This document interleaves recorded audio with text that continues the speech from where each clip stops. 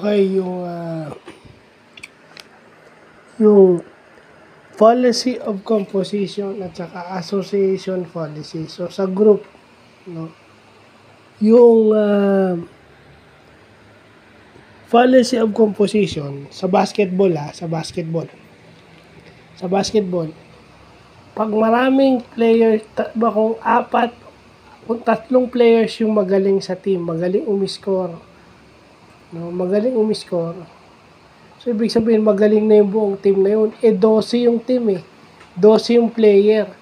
Kung tatlo lang ang magaling doon, ibig sabihin yung natitirang siya magaling din. Hindi. Or kahit 5 yung magaling doon, yung 7 natitira, magaling rin ba yun? Hindi. Yun ang tinatawag na policy of composition, na pag may 5 magaling na player sa isang team, lahat yung 12 magaling. So, hindi porket may magaling doon, yung buong grupo magaling. Hindi ganun yun. At saka yung association policy. Halimbawa, mahilig ka sa old-fashioned na kanta, mahilig kang makinig ng jazz. O sa music na lang, mahilig kang makinig ng jazz. At saka ng classical music. So, therefore, old-fashioned ka na. Diba? Sa panahon ngayon, ayaw ng mga kabataan ngayon yung mga kanta o yung music dati.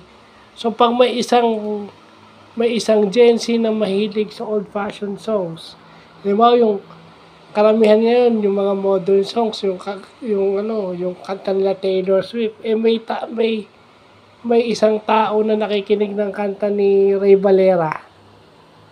So, association policy, i-associate nila isang tao na yun. Diba?